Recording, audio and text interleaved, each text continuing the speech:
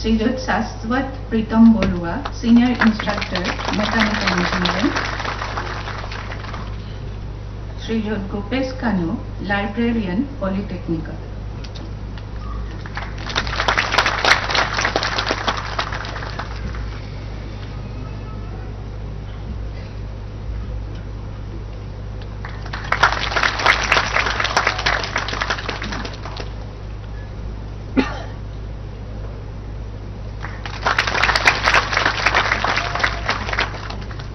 এতিয়া আজিৰ নিযুক্তি প্ৰদান অনুষ্ঠানৰ মুখ্য অতিথি অসমৰ মাননীয় মুখ্যমন্ত্ৰী ডক্টৰ হিমন্ত বিশ্ব শৰ্মা মহোদয় তেখেতৰ বহুমূলীয়া ভাষণ আগবঢ়াবলৈ অনুৰোধ জনালোঁ।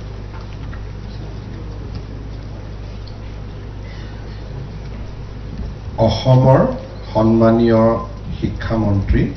শ্ৰী ৰণোজ পেগু ডাঙৰীয়া, আমাৰ ৰাজ্য চৰকাৰৰ উচ্চ শিক্ষা বিভাগৰ সচিব শ্ৰী নাৰায়ণ কোঁৱৰ ডাঙৰীয়া, director technical education Shri Dhrubajyoti Bora ডাঙৰীয়া, শিক্ষা বিভাগৰ বিষয়া কৰ্মচাৰীসকল আৰু আজি নিযুক্তি পত্ৰ সংগ্ৰহ কৰিবলৈ অহা যুৱক যুৱতী বন্ধু বান্ধৱীসকল, 2021 চনৰ মে মাহত আমাৰ চৰকাৰ গঠন হৈছিলে আৰু নিৰ্বাচনৰ সময়ত আমি অসমৰ জনগণক প্ৰতিশ্ৰুতি দিছিলোঁ যে আমাৰ চৰকাৰ গঠন কৰিলে 1 লাখ যুৱক যুৱতীক আমি চৰকাৰী কৰ্মসংস্থাপনৰ ব্যৱস্থা কৰিম আৰু 2 লাখ যুৱক যুৱতীক আমি আত্মসংস্থাপন বা বিভিন্ন ধৰণৰ কন্ট্ৰেকচুৱেল বা আন বিভিন্ন ধৰণে আমি সংস্থাপনৰ ব্যৱস্থা কৰিম। আজি চাওঁতে চাওঁতে 4টা বছৰ পাৰ হৈ গ'ল। 1 লাখ চৰকাৰী চাকৰিৰ পৰিৱৰ্তে আজি পৰ্যন্ত আমি 1,20,840 গৰাকী যুৱক যুৱতীক নিযুক্তি দিবলৈ সক্ষম হৈছোঁ। আজি সেই দিশত আৰু এখোজ আগুৱাই গৈ আমি 342 গৰাকী প্ৰাৰ্থীক পলিটেকনিক ইঞ্জিনিয়াৰিং কলেজত আমি নিযুক্তি দিবৰ বাবে ইয়াত সমবেত হৈছোঁ। আজি নিযুক্তি প্ৰদান অনুষ্ঠানৰ পিছত চৰকাৰী চাকৰি লাভ কৰা যুৱক যুৱতীৰ সংখ্যা 1,21,182 লৈ বৃদ্ধি হ'ব। আমাৰ চৰকাৰে নিযুক্তি দিয়াৰ সময়ত আমি এটা কথা লক্ষ্য কৰিছিলোঁ যে এই নিযুক্তিৰ এটা উদ্দেশ্য থাকিব লাগিব আৰু ই আমাৰ শিক্ষা ব্যৱস্থা স্বাস্থ্য ব্যৱস্থাক সুদৃঢ় কৰিব লাগিব। সেয়েহে আমাৰ চৰকাৰে গুৰুত্ব আৰোপ কৰিছিলে যে আমাৰ জেনেৰেল কলেজসমূহক হওক, ইঞ্জিনিয়াৰিং কলেজ হওক, পলিটেকনিক হওক বা মেডিকেল কলেজত হওক, আমি ইয়াতে বা এই গোটেই শিক্ষানুষ্ঠানবিলাকত আমি বিশেষকৈ অধ্যাপক অধ্যাপিকা পদসমূহ পূৰণ কৰাৰ ক্ষেত্ৰত আমি অগ্ৰাধিকাৰ দিম। আপোনালোক সকলোৱে অৱগত যে অসমত মেডিকেল কলেজৰ নিযুক্তিৰ বাবে আমি অসম লোকসেৱা আয়োগৰ পৰিৱৰ্তে medical and health recruitment board এখন নিৰ্মাণ কৰিছিলোঁ। তাৰ ফলত মেডিকেল কলেজসমূহত নিযুক্তি এটা ত্বৰান্বিত ব্যৱস্থাৰে হয় আৰু প্ৰায় ক্ষেত্ৰতে মেডিকেল কলেজত পোষ্ট গ্ৰেজুৱেট কোৰ্ছৰ ৰিজাল্ট দিয়াৰ দিনাখনেই আমি অধ্যাপক অধ্যাপিকাক নিযুক্তি দিয়াৰ বাবে চেষ্টা কৰোঁ। কাৰণ আমি অনুভৱ কৰোঁ যে এনেকুৱা ধৰণৰ শিক্ষানুষ্ঠানসমূহত খালি পদ থকাটোৱে বিভিন্নজনক ক্ষতি কৰে, বিশেষকৈ ছাত্ৰ সমাজক বিস্তৰভাৱে ক্ষতি কৰে। কলেজৰ নিযুক্তিৰ প্ৰক্ৰিয়াটো বহু পৰিমাণে কলেজৰ গভৰ্নিং বডিৰ ওপৰত নিৰ্ভৰশীল আৰু আমাৰ ৰাজ্য চৰকাৰে দায়িত্ব লোৱাৰ পিছত কেইবা হাজাৰো আমি মহাবিদ্যালয়সমূহত অধ্যাপক অধ্যাপিকাক নিযুক্তি দিবলৈ সক্ষম হৈছো। যোৱা প্ৰায় 10-15 বছৰ ধৰি অসমত ইঞ্জিনিয়াৰিং কলেজ আৰু পলিটেকনিক সমূহত নিযুক্তিৰ ব্যৱস্থাটো সুষম নাছিলে আৰু এই গোটেই ব্যৱস্থাটো এটা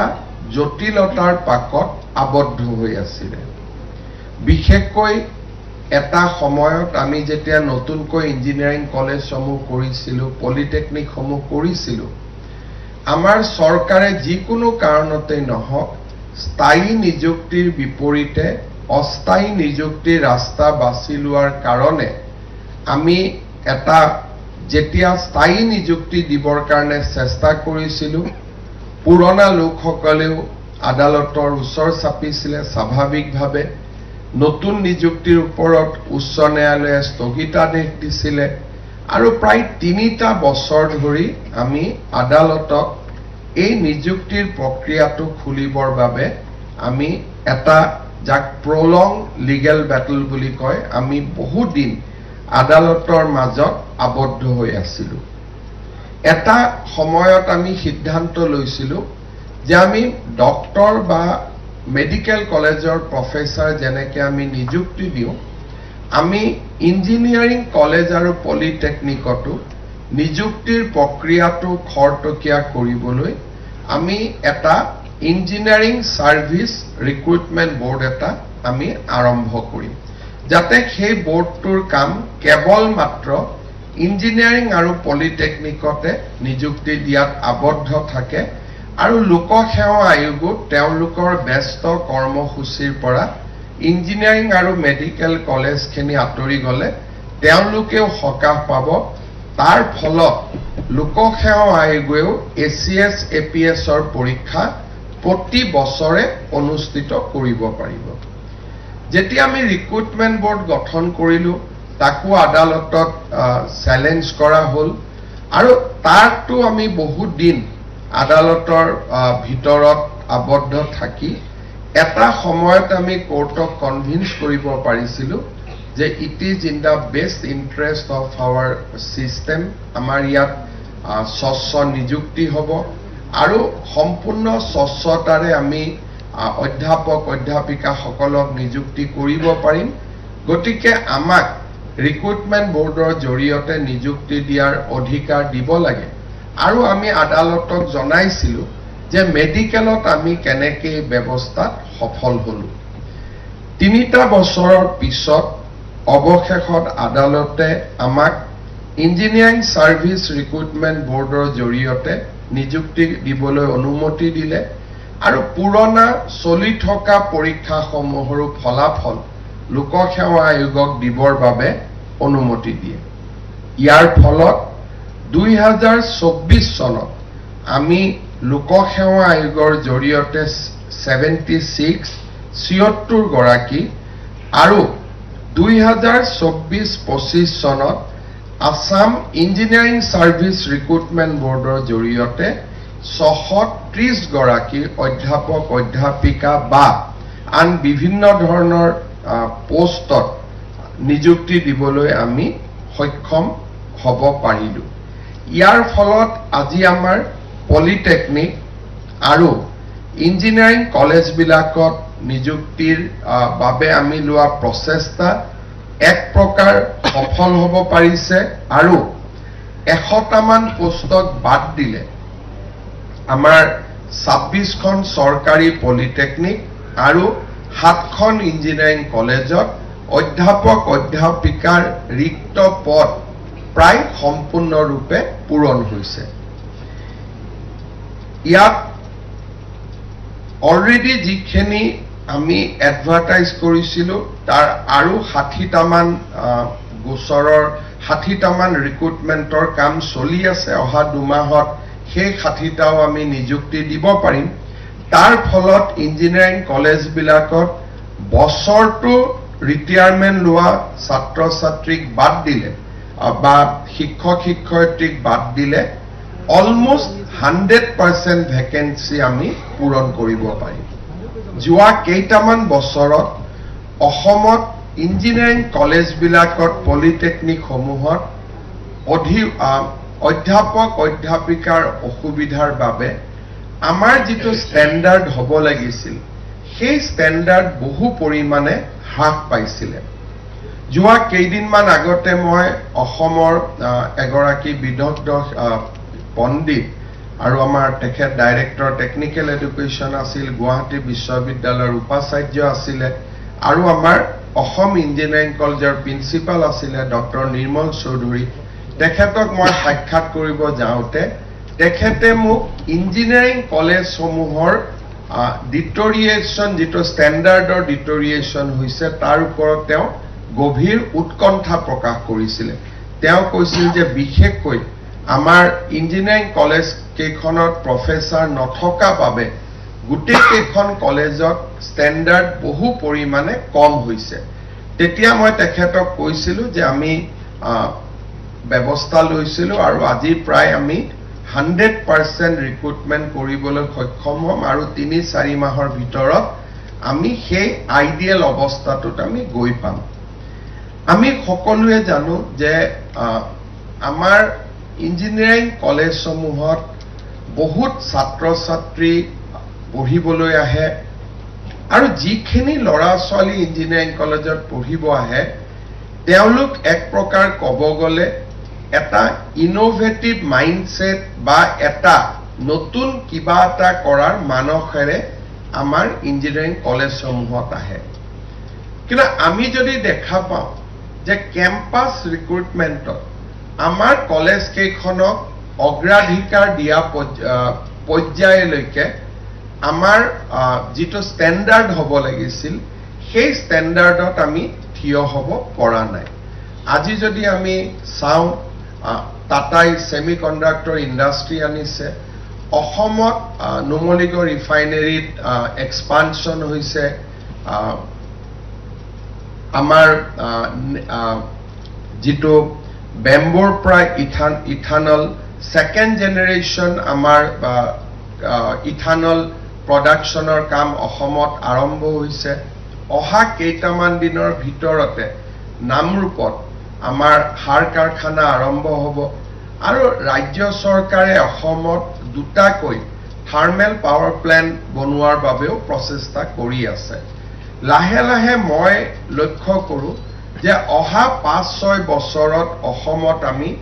মেনুফেকচাৰিং যিটো কাম আমি বহুত দিন আমাৰ নাছিলে অইল ইণ্ডিয়া আৰু ONGCক বাদ দি আমাৰ মেনুফেকচাৰিঙৰ কাম অসমত একেবাৰেই নাছিলে লাহে লাহে আমি অসমত মেনুফেকচাৰিঙৰ কাম আৰম্ভ কৰিব পাৰিম যোৱা অহা কেইদিনমানৰ ভিতৰতে সৰু চিমেণ্ট ফেক্টৰী নহয় 10,000 crores ইনভেষ্ট কৰিব বিচৰা দুটা লাৰ্জ চিমেণ্ট ফেক্টৰী আহিব ডাঙৰ দুটা প্ৰাইভেট সেক্টৰে কৰিব আৰু অসমৰ যুৱক যুৱতীক কৰ্মসংস্থাপন দিবৰ বাবে আন বহুতো উদ্যোগ বাহিৰৰ পৰাও অসমলৈ আহিব খোজে বাট মই যেতিয়াই তেওঁলোকৰ লগত কথা পাতো যে আপোনালোকে অসমত ৰিক্ৰুটমেণ্ট যিমান কৰিব লাগে আপোনালোকে কিয় কৰা নাই তেওঁলোকে পোনে পোনে আমাৰ ইঞ্জিনিয়াৰিং কলেজ কেইখনৰ ষ্টেণ্ডাৰ্ডৰ কথা আৰম্ভ কৰে ৱাশ্বিংটন ডিক্লেৰেশ্যনত আমাৰ এখনো কলেজ নাইও আৰু আমি যাবৰ বাবে চেষ্টাও কৰা নাই দ্বিতীয়তে আমাৰ ইয়াত কোনো এখন কলেজতে ষ্টাৰ্টআপ আৰু ইনোভেশ্যনৰ ওপৰত কোনো কাম হোৱা নাই আমি যদি চাব যাওঁ যে আমাৰ ইনকিউবেশ্যন কোনো এখন IIT গুৱাহাটীত যেনেকৈ ইনকিউবেশ্যনৰ ওপৰত বহুত কাম হৈছে আমাৰ কোনো এখন ইঞ্জিনিয়াৰিং কলেজতে আমি ইনকিউবেশ্যনৰ ওপৰতো বিশেষ একো কাম কৰিব পৰা নাই তথা কথিত বা যিটো ট্ৰেডিশ্যনেল পঢ়া সেই পঢ়াটোৱে আমাৰ নতুন যিটো ইণ্ডাষ্ট্ৰী 4.0 যিটো ৰিভলিউশ্যন আহিছে তাৰ লগত আমি বহুদিন খাপ খাই ট্ৰেডিশ্যনেল ইঞ্জিনিয়াৰিং কলেজত আমি আমাৰ মেন পাৱাৰ আমি ক্ৰিয়েট কৰিব নোৱাৰো বহুত সময়ত আমাক আহি ল'ৰা ছোৱালীবিলাকে কয় স্যাৰ নেপকো কক আমাৰ ইয়াত কেম্পাছ ৰিক্ৰুটমেণ্ট হ'ব লাগে ONGC কক আমাৰ ইয়াত কেম্পাছ ৰিক্ৰুটমেণ্ট হ'ব লাগে মানুহে সদায় বজাৰৰ পৰা আটাইতকৈ ভাল বস্তুটো কিনিব খোজে কাৰণ এজন ল'ৰাই যদি আৰ্টিফিচিয়েল ইন্টেলিজেন্সৰ ওপৰত জ্ঞান আছে তেওঁ যদি গোটেই প্ৰযুক্তিৰ কথাখিনি জানে মেচিন লাৰ্নিঙৰ বিষয়ে জানে 3D প্ৰিন্টিঙৰ বিষয়ে জানে আমি দাবী কৰিলে কোম্পানী এটাই সেই বিষয়ে নজনা ল'ৰা এজনক ৰিক্ৰুটমেণ্ট নকৰে যেতিয়া বজাৰত আপোনালোকে বজাৰ কৰিব যায় তেতিয়া আপোনালোকৰ গাঁৱৰ বা চিনাকি বেপাৰী এজনে যদি এটা মাছ বিক্ৰী কৰিব খোজে যেটো দেখিলে গম পায় যে 2-3 দিন আগৰ পৰাই মাছটো বজাৰত আছে আৰু এটা যদি ফ্ৰেছ মাছ অচিনাকি মানুহ এজনেও যদি বজাৰত লৈ আহে স্বাভাৱিকভাৱে আমি ফ্ৰেছ মাছটো কিনিবৰ বাবে যত্ন কৰিম যেটো জিআই আছে যেটো একেবাৰে কানখন উঠাই দিলে ৰঙা ৰঙা দেখা পাম আমি হেতুকে ডেফিনেটলি কিনিম সো বজাৰত আমি যি ধৰণে ব্যৱহাৰ কৰো কোম্পানী বা মাল্টিনেশনাল বিলাকেও তেওঁলোকৰ এপ্ৰোচটো সেম 10খন ইঞ্জিনিয়াৰিং কলেজত যাব 20খন ইঞ্জিনিয়াৰিং কলেজত যাব আৰু বেস্ট যেটো প্ৰডাক্ট পাব হেতু তেওঁলোকে কিনি লৈ যাব আমাৰ উদ্দেশ্যটো হ'ব লাগে যে আমি কেনেকে বেস্ট প্ৰডাক্ট এটা নিৰ্মাণ কৰিম আৰু আপোনালোকে জানে যে ভাৰতত যি ধৰণে জিডিপি বাঢ়িছে আমি যি ধৰণে বিশ্বৰ তৃতীয় ইকনমি হ'ব গৈ আছো যি ধৰণে কোৱান্টাম ফিজিক্সৰ ওপৰত কাম হৈছে যি ধৰণে সেমিকন্ডাক্টৰৰ ওপৰত কাম হৈছে যি ধৰণে ইলেক্ট্ৰনিক্সৰ ওপৰত কাম হৈছে ভাৰতত ভাল ইঞ্জিনিয়াৰৰ বাবে চাকৰি কেতিয়াও সমস্যা হ'ব নোৱাৰে আজি আমাৰ ভাৰতে আটাইতকৈ বেছি ষ্টাৰ্টআপৰ পৰা গৈ আমি আটাইতকৈ বেছি ইউনিকৰ্ন আমাৰ ৰাজ্যত আছে আমাৰ দেশত আছে গতিকে আমাৰ দেশত উদ্যমিতা আৰু মেধা এই দুইটা শক্তি থকা ল'ৰা ছোৱালীৰ চাকৰি কেতিয়াও সমস্যা হ'ব নোৱাৰে মই সেইভাবে বিচাৰো যে আমাৰ একচুয়ালি 7খন নহয় অসমত যদি মেডিকেল কলেজ 14খন হৈছে বা 28খন হ'ব গৈ আছে ইঞ্জিনিয়াৰিং কলেজও আমি যথেষ্ট বঢ়াব গৈ আছো অলমোস্ট 8খন ইঞ্জিনিয়াৰিং কলেজ বিভিন্ন ষ্টেজেস অফ কনষ্ট্ৰাকচনত আছে কিন্তু আমাৰ ইঞ্জিনিয়াৰিং কলেজ সমূহত সেই ডিজিআৰ যেটো ষ্টেণ্ডাৰ্ড হেতু আমি আনিব লাগিব আৰু হেতু আনিব পাৰিলে আমাৰ ইঞ্জিনিয়াৰ সকলে যেটো মই এক প্ৰকাৰ ক'ব খুজো যে গভৰ্ণমেণ্টৰ যি ইঞ্জিনিয়াৰে কাম কৰিব আহে তেওঁলোক অকল আন্ডাৰ এমপ্লয়েড নহয় দে আৰ আন্ডাৰ পেইড অলসো কাৰণ এজন ইঞ্জিনিয়াৰে যদি ভাল কৰি তেওঁলোকৰ মেধা আৰু উদ্যমিতা থাকে স্যালাৰি তেওঁলোকে নিজে নেগোশিয়েট কৰে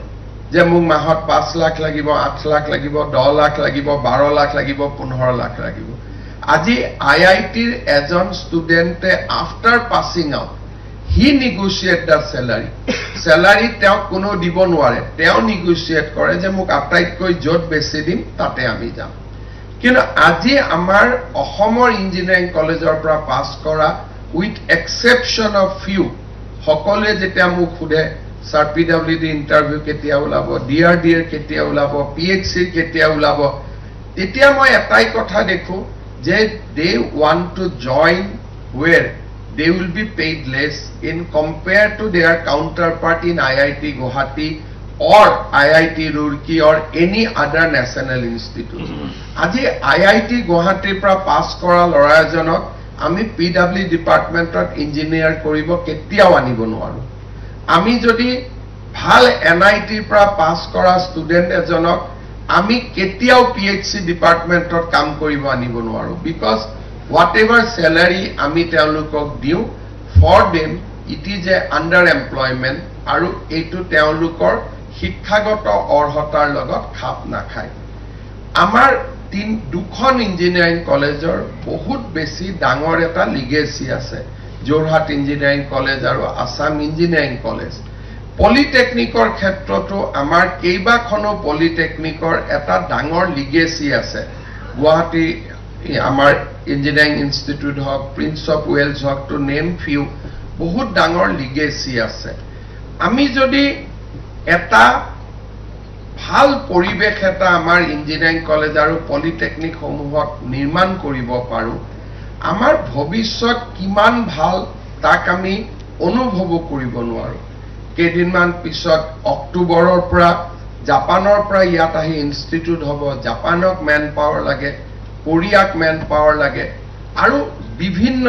কেইদিনমান আগতে ইউএইৰ পৰা এম্বেছেডৰে আহি মোক লগ কৰিছে যে আপোনালোকক যিমান ইঞ্জিনিয়াৰ বা পলিটেকনিক পাছ কৰা ল'ৰা আছে আমাক আপোনালোকে দিয়ক ৰিকুৱাৰমেণ্ট এটাই যে অলপ নৰ্মেল চলি যোৱা জাপানীজ ভাষাটো শিকিব লাগে কোনোবাই কয় ভাষাও শিকিব নালাগে আমি শিকাই লম তাৰ মানে আজি ইঞ্জিনিয়াৰ আৰু ইঞ্জিনিয়াৰিং ইনষ্টিটিউট পাছ কৰা ল'ৰা ছোৱালীৰ চাকৰিৰ বজাৰ অকল অসমতে সীমিত নহয় গ্লোবেলি there is a huge market কারণ আজিকালি ইমান বেছি ম্যানুফ্যাকচারিং আরম্ভ হইছে তাত আজি আমি যদি চাও যে বিশেষকৈ এনাৰ্জিৰ ক্ষেত্ৰত এসময়ত এনাৰ্জি আমি কয়লা দি উৎপাদন কৰিছিলো এতিয়া এনাৰ্জিৰ সোলাৰেদি আৰম্ভ হল দুদিন পিছত আমি শুনিলো যে সোলাৰৰ লগত বায়োডিগ্ৰেডেবল মাছেদিও এনাৰ্জি কৰিব পাৰি এতিয়া আমি শুনি আছো যে মাটিৰ তলত থকা যেটো টেম্পাৰেচাৰ ভূগৰ্ভৰ যেটো টেম্পাৰেচাৰ জিঅথাৰ্মেলেদিও আমি এনাৰ্জি প্ৰস্তুত কৰিব পাৰো ইয়াৰ পিছত আহিলে যে পানী আমি হাইড্ৰোজেন অক্সিজেন ডিফাৰেন্স কৰি তাৰ পৰাও আমি হাইড্ৰোজেন ইউজ কৰিব পাৰো তাৰ পিছত আমি শুনিলো যে নহয় আমি গ্যাস সংগ্ৰহ কৰি আমি যেটো নৰমাল আমি পাৱাৰ উৎপাদন কৰো তাক আমি অৰ্গানিক বা আমাৰ যেটো কয় সাস্টেইনেবল এয়াৰ ফুয়েল আমি কৰিব পাৰো যে আজিকালি তাতো গ্ৰীণ এমোনিয়া কৰিব পাৰো এমোনিয়া নৰমাল এমোনিয়া থাকে তাৰ লগত আমি গ্ৰীণ এমোনিয়া কৰিব পাৰো গ্ৰীণ এমোনিয়া ব্ৰেক কৰি আমি হাইড্ৰোজেন বনাব পাৰো অৰ্থাৎ ইমান বেছি বিশ্বত এনাৰ্জিক ৰিপ্লেসমেন্ট কৰিবৰ কাৰণে ইমান বেছি টেকনলজিৰ আৰম্ভ হৈছে যে আমাৰ ষ্টুডেন্টে এই কথাবোৰ উপলব্ধি কৰিব নোৱাৰিলে আমাৰ চকু পিডব্লিউডি পিএইচসি আৰু ৰুৰেল ডেভেলপমেন্ট ডিপাৰ্টমেন্টতে আবদ্ধ হৈ থাকিব আজি আমাক বেসিক্যালি আমি যিবিলাক কাম কৰাও ইঞ্জিনিয়াৰ সকলেদি সেই কামবোৰ ইঞ্জিনিয়াৰ সকলৰ কাৰণে যোগ্য কাম নহয় আমি তেওঁলোকৰ যোগ্যতাৰ বহুত তলত কাম কৰিব দিও প্ৰধানমন্ত্ৰী আৱাস যোজনাৰ ঘৰ বনাব আজিকালি ইঞ্জিনিয়াৰৰ প্ৰয়োজন নাই রাস্তার মই নিজে দেখিছো যে রাস্তাত ইঞ্জিনিয়ারজন নামত থাকে আসলতে রাস্তার কামবিলাক আজিকালি একোজন স্কিল ম্যান পাওয়ারে সম্পূর্ণ কৰি দিব পাৰে গতিকে ইঞ্জিনিয়াৰ কিহৰ কাৰণে লাগে ইঞ্জিনিয়াৰ আমাক ব্ৰাহ্মস বনাবৰ কাৰণে লাগে ইঞ্জিনিয়াৰ আমাক মিসাইল বনাবৰ কাৰণে লাগে ইঞ্জিনিয়াৰ আমাক ওয়াৰ্ল্ডৰ ইন্ডিয়া আকাশত স্পেস স্টেশন বনাবৰ কাৰণে লাগে আজি যদি এলন মাস্কে স্পেস স্টেশন বনাব পাৰিছে আকাশত আমি ভাৰতত স্পেস স্টেশন বনাব লাগে আমাক আজিকালি ইঞ্জিনিয়াৰ বহুত বেছি আমাক নেশন বিল্ডিংৰ বহুত ডাঙৰ কামত আমাক প্ৰয়োজন কিন্তু আমাৰ কলেজ বিলাকত আমি সেই ধৰণৰ এনভাইৰনমেন্ট এটা ক্ৰিয়েট কৰিব পৰা নাই আৰু তাৰ কাৰণে মই বিচাৰিছিলো যে ইঞ্জিনিয়াৰিং কলেজ বিলাকত এটা ফ্ৰেশ ব্লাড যাও নতুন উদ্যম যাও আৰু আমাৰ অধ্যাপক অধ্যাপিকা সকলে ইঞ্জিনিয়াৰিং কলেজ পলিটেকনিক সমূহত সেই ধৰণৰ নতুন চিন্তাৰ এটা বুনিয়াদ এটা নিৰ্মাণ কৰিব আজি যেটো আপোনালোকে ইয়াতে কলেজত জয়েন কৰিব পলিটেকনিকত জয়েন কৰিব মই এটাই অনুৰোধ কৰিম যে আমাৰ ষ্টুডেন্ট সকলক নতুন দিনৰ বাবে আমি প্ৰস্তুত কৰিব লাগে ইন্ডিয়াৰ ইন্ডাষ্ট্ৰি 4.0 ৰিভলিউচনৰ কাৰণে আমাৰ ম্যান পাৱাৰ ক্ৰিয়েট কৰিব লাগে আজি আমি দেখিছো যে ইয়াতে ষ্টাৰলিংক আহিব 5G 6G আমি যেনেকে আগবাঢ়ি গৈছো এই গুটেই ব্যৱস্থাটোত অসমৰ ইঞ্জিনিয়াৰিং কলেজসমূহ মানৱ সম্পদ নিৰ্মাণৰ অসমৰ পলিটেকনিক সমূহ টেকনিক্যাল আৰু স্কিল পাৱাৰ নিৰ্মাণৰ স্টাৰ্টআপ আৰু ইনোভেশনৰ এটা ডাঙৰ কেন্দ্ৰ হৈ পৰিব লাগে, নাৰ্ভ চেণ্টাৰ হৈ পৰিব লাগে। আৰু যেতিয়াই এখন ৰাজ্যত কোৱালিটি মেন পাৱাৰ থাকে সেই ৰাজ্যখনলৈকে মেনুফেকচাৰিং আহিব আৰম্ভ কৰে। আমি যেতিয়া টাটাৰ লগত নেগোচিয়েট কৰিছিলোঁ প্ৰথম ছেমিকণ্ডাক্টৰ, প্ৰথম প্ৰশ্নটোৱে আছিল যে আপোনালোকৰ ইঞ্জিনিয়াৰিং কলেজ কিমান আছে। তাৰ পিছত আমাক সুধিছিল যে কোনখন কলেজে ৱাশ্বিংটন ডিক্লেৰেশ্যনৰ কাৰণে চেষ্টা কৰিছে। অৰ্থাৎ তেওঁলোকে প্ৰথম চিন্তা কৰে যে অসমত ইণ্ডাষ্ট্ৰি আনিলে ইণ্ডাষ্ট্ৰি কৰিবৰ কাৰণে মেন পাৱাৰ আছে নে নাই। যদি আমি মেন পাৱাৰটো নাই বুলি কওঁ বা তেনেকুৱা কথা নাই বুলি কওঁ, বাকী ৰ মেটেৰিয়েল সুবিধা থাকিলেও আন সকলো সুবিধা দিলেও দে শ্ব' লটছ অফ ৰিলাক্টেন্সি। সেইকাৰণে আমি ইঞ্জিনিয়াৰিং আৰু আমাৰ পলিটেকনিকসমূহত এটা নতুন মেন পাৱাৰ মানৱ সম্পদ সৃষ্টিৰ বাবে আমি কাম কৰিব লাগিব। আৰু আজিৰ নিযুক্তি পোৱা যুৱক যুৱতীসকলকো মই আহ্বান কৰিম যে আপোনালোকে আমাৰ ইনষ্টিটিউট আৰু কলেজসমূহত তেনেকুৱা এটা মানসিকতা নিৰ্মাণৰ বাবে চেষ্টা কৰক। সেই আমাৰ কাৰণে সমাজৰ কাৰণে ই খুবেই প্ৰয়োজনীয়। আৰু মই ভাবোঁ যে আমাৰ নিজৰ ৰিকুৱাৰমেণ্টবিলাক পূৰ্ণ হৈ গ'লেও আজি আমি চাকৰি পালোঁ, বহুতৰ হয়তো ইমানেই কথা আছিল যে পলিটেকনিকত সোমাম, ইঞ্জিনিয়াৰিঙত সোমাম, লেকচাৰাৰ হ'ম। কিন্তু মই ভাবোঁ যে নিজৰ আকাংক্ষা পূৰ্ণ হোৱাৰ পিছত আমি আন সকলৰ বাবে নিজক ডেডিকেট কৰিব লাগে, সমৰ্পণ কৰিব লাগে। আৰু তেতিয়াহে আমাৰ ছ'চাইটিখন আগুৱাই যাব পাৰিব, সমাজখন আগুৱাই যাব পাৰিব। পুনৰ এবাৰ আজি নিযুক্তি পোৱা সকলোলৈ মই মোৰ শ্ৰদ্ধা, শুভেচ্ছা, অভিনন্দন জনাইছোঁ। আপোনালোকৰ পিতৃ মাতৃসকলকো মই মোৰ শ্ৰদ্ধা জনাইছোঁ। এজন আমি চৰকাৰী চাকৰিয়াল হ'ম, অধ্যাপক অধ্যাপিকা হ'ম, তাৰ লগত আমি যেন গোটেই জীৱনটো এজন ভাল মানুহ হৈ থাকিব পাৰোঁ, তাৰ বাবে আমি সকলোৱে প্ৰচেষ্টা কৰিম। এই দুৱা আশাৰে আপোনালোকক পুনৰ অভিনন্দন জনাই শিক্ষা বিভাগক তেওঁলোকে মই যি ধৰণে কৈছিলোঁ যে at the and of 5 years engineering আৰু পলিটেকনিকবিলাকত এটাও ভেকেঞ্চি থাকিব নালাগে, সেই দিশত তেওঁলোকে দ্ৰুতভাৱে কাম কৰিছে। আৰু মই ভাবোঁ যে বাই ডিচেম্বৰ আমি আমাৰ যিটো গ'ল আছিল তাতে আমি থিয় হ'ব পাৰিম। পুনৰ এবাৰ সকলোকে ধন্যবাদ আৰু শুভেচ্ছা জনাই মই মোৰ বক্তব্যৰ সামৰণি মাৰিছোঁ। ধন্যবাদ। জয় হিন্দ, বন্দে মাতৰম।